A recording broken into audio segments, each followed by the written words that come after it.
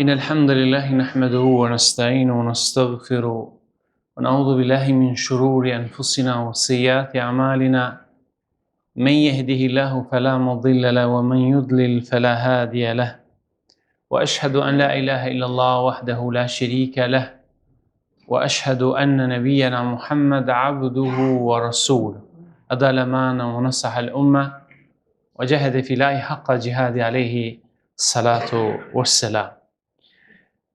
Falëndrimet I takojnë të madhit Zot Xhellet Hala, paqja mirësitë e Zotit qofshin mbi pejgamberin Muhammed, mbi familjen, mbi shokët dhe mbi gjithë pasuesit e tij që ndjekin dhe ecin hapave të tij deri në Kiamet.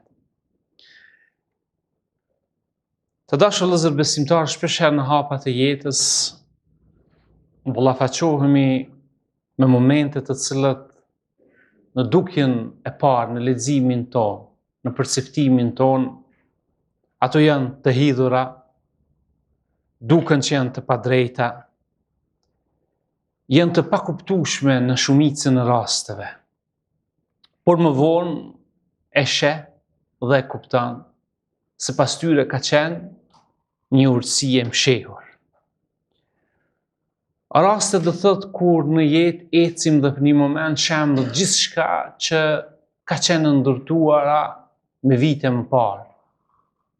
Ëndër e jona, një dëshirë e madhe dhe planet të tilla rrezohen shumë shpejt. Dhe gjithçka vjen deri në atë pikë njeriu kur e pyet veten, pse bash tash ndodhi kjo? Krejt këto janë të pështjellura, këto dhimbje dhe të mbuluara me mjegullën e dhimbjes ku besimtari nuk sheh pas tyre se çfarë është fsheh. Ndërsa në shumë raste shpeshherë ai harron se Zoti ka një plan për te I mjeglës për ty, por ja që ti nuk e sheh, ja që ti për momentin nuk din mi lexu ato planet të cilat Zoti Xhellet Hala I ka fsheh për ty. Dhe sa herë që gjendemi në kësi situata të sikletshme, vjen një frazë vogël, e urtë, e këndshme. Nga njëherë është ngushëlluese për neve, nga njëherë është aq e fortë sa që është motivi më I madh që njeriu ja jep vetes që mos mu dorëzu. Ajo është fraza la'alahu khair. Ndoshta është për të mirë, ndoshta është khair.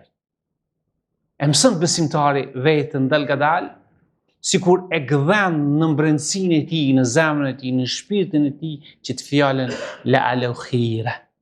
Ndoshta është për të mirë, ndoshta është khair. Ndoshta nga njëherë kena nevojë me shënu do thon telefonin ton. Fotografinë e parë që kur e dhezmi, e takomi dhe na bjen sy që kjo fjalë la'allahu khair. Ndoshta është për të mirë. Ndoshta ndonjëherë kena nevojë me shënu përpara tek dera e hyrjes së shtëpi, ndoshta edhe në vetur, që shpesh herë më ja kujtu vetes se në këto hapa për të cilat në jetë ne goditmi nga njëherë, e për të cilat nuk dimi mi lexu, nuk dim mi dhënë ndonjë shpjegim të caktuar, ne kemi nevojë mi thonë la'allahu khaira. Ndoshta është khair për neve. Allahu Xhellet Hala thot në Kur'an, ndoshta ju e urrejni një gjë, ajo është e mirë për juve. Dhe kundërta, dhe ndoshta e doni një gjë, pa ajo është e keqe për ju. Allahu e din dhe jo nuk e dini. Ky ajet na mëson se perceptimi ynë është I kufizuar për shumë ngjarje dhe ndodhi me të cilën ne ballafaqohemi në jetën tonë, në udhëtimin e jetës. Ndërsa dija e Allahut Xhellet Hala është e pakufishme, çdo pengesë, vonesë ose ndalim ka një urtësi dhe një përfitim të shpejtë që ne kemi me marr. Pra pengesat e Zotit, vonesat e Allahut xhella taala janë për një urtësi që Allahu po don ty me don më shumë se ato vonesa dhe ato pengesa që je duke e prit. La'allahu khair, do shta është khair. Do shta është khair. E mëson veten, e mëson fëmijët e to, e mëson gruan, e mëson nanën, motrën. Bëhesh ti ai i cili njerëz kur janë të rënditur nga jeta i afrohesh edhe e vendos dorën ose e përçafon e di mos u bë marak. Do shta është khair kjo punë. Jep një motiv e shtyn kur te e mëson këtë frazë për urtësive të mëdha që janë në jetën tonë.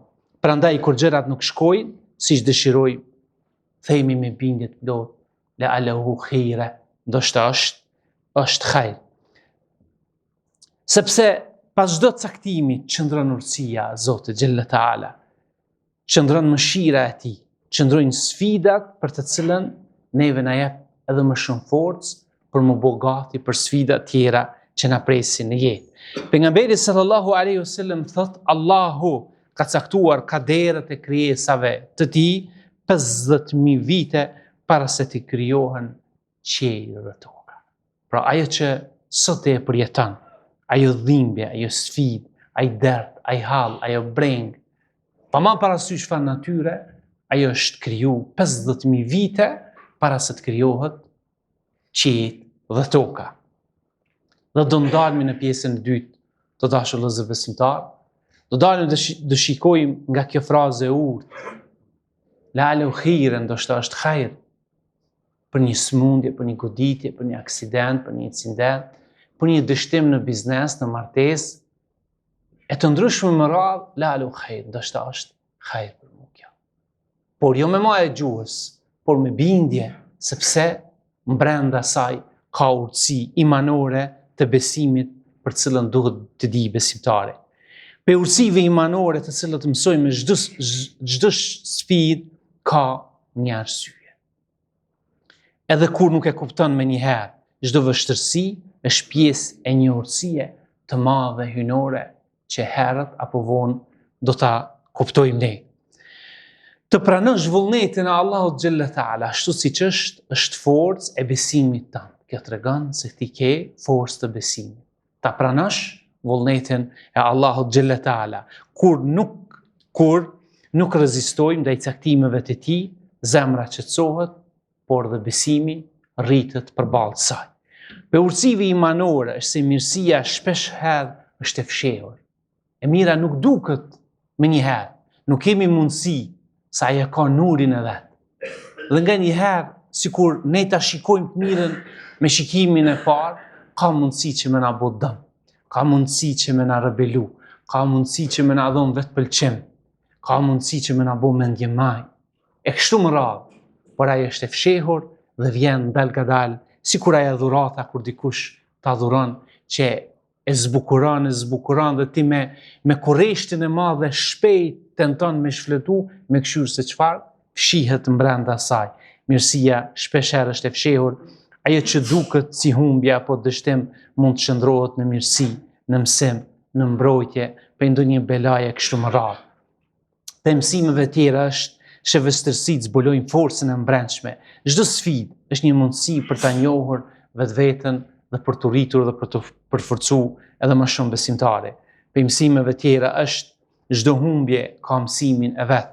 Ajo mund të jetë ndalim nga e keqja, më e madhe ose hapja për një diçka shumë të mirë se sa ti e ke planifiku. Në çdo stuhi dhe kthesa të papritura ekzistojnë fjalë të buta, fjalë të urta që qetësojnë zemrën, mendjen e besimtarit. Ajo është fjala la'allahu khaira, ndoshta është khair.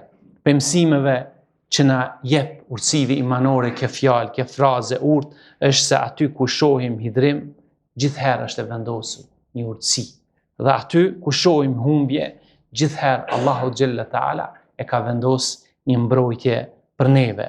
Dhe mësimi i fundit që mund ta nxjerrmi nga urtësitë imanore të fjalës, ndoshta është khair, ndoshta është mirë për mua që Zoti e ka shkruar, është se aty ku ne shohim një derë të mbyllur, gjithherë Zoti xhella taala ka përgatitur për neve shumë dyrë tjera që kanë më qelë, insha Allah, me lejen e Allahut. Dhe sa e bukur është që besimtari nga kjo khutbe të del, nga kjo ditë e gjuma, të mësën se el akhiratu fi ma ikhtarahu Allah, hajri është ajo që e përgjedh Zoti jam për mu. Gjithherë në jetë, ato që e ka përgjedh Zoti, ajo është hajër për mu. Dhe kështu besimtari, njëjtën kohë jep motiv vetës dhe në disa raste jep edhe një shtys ose e ngushëllon veten e tij. Pra hajri është ajo që e përgjedh Zoti xhella taala.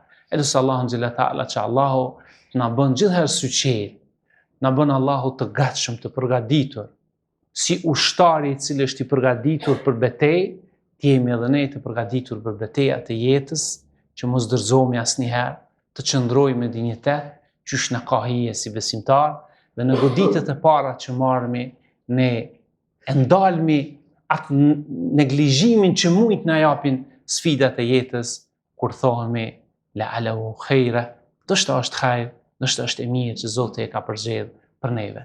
Lutni o Allahun këtë ditë xhumaje, ditë e bekuar që Zoti e ka përgjedhur për besimtarët, sepse Allahu u përgjigjet lutjeve të besimtarëve në këtë ditë xhumaje. Wa hadha wa sallallahu ala nabina.